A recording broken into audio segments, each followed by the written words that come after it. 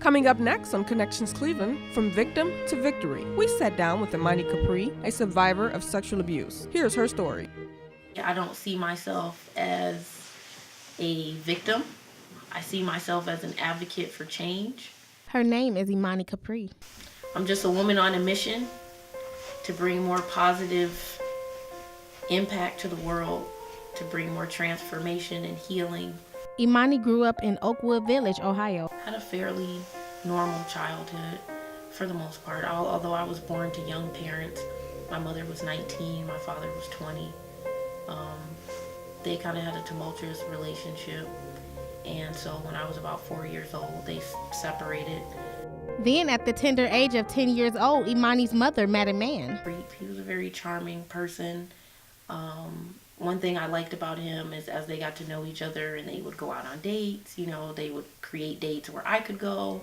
But the newly single mom didn't realize she was exposing her young daughter to a monster in the form of a father figure. And one night we had all fallen asleep on this pull-out sofa couch after watching a movie.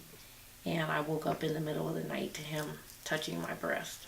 This will only be the beginning of a horrifying nightmare that will continue throughout the rest of her teen years. At the age of 12, Imani's mom joined the military and the abuse started to get worse. She would get deployed, to different places in training. So, bingo, he had the perfect opportunity to continue the rape and the abuse. Feeling like she couldn't run to her mother, Imani left home at the age of 20 after an altercation occurred between her and her stepfather. I was 20 when I left home. And when I left home, it was not a planned thing. There had been a confrontation at my mom's house. And my leaving home was me literally running to my bedroom in a t-shirt and shorts, no shoes on, and climbing out of my bedroom window because my stepfather was chasing me with a butcher knife. Feeling confused about sending the man she called dad to prison, Imani did not have the courage to file charges. And so when the police came, I had all these mixed emotions, right? And my mom had mixed emotions too, but I still didn't have the courage to be able to press charges. After leaving her mom's house, Imani found distractions in staying busy with going to school, working long hours, and taking up classes for dance. Going to school, working 2 jobs. I got into salsa dancing, which became a hobby, but I kept myself busy because it was like, as long as I stay busy, I don't have time to think about what happened.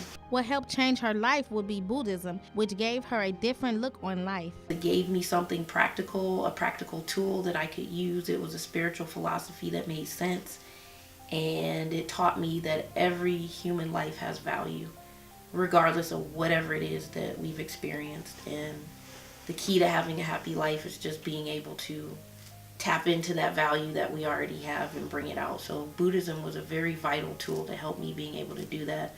While in school, Imani began to think about her siblings and if they would have to experience what she did when she was young. I contacted the Cleveland Rape Crisis Center, explained to them the situation, my concern for my siblings. I was given, some advice maybe on how to approach the whole situation. And what that culminated in was me pursuing legal charges against my mother's husband. Imani Capri feels victorious when she helps someone free themselves from being a victim. Defeated or never accept defeat. So I have a never quit spirit that helps me be victorious. I have a real passion and desire to want to help add value to the world. I want my pain to matter in the way of helping somebody else become free, because then it's not pain, it's purpose. So that, I feel, makes me victorious. If you or someone you know is being sexually abused, please feel free to contact the Rape Crisis Center at 1-800-656-4673. Again, that's 1-800-656-4673.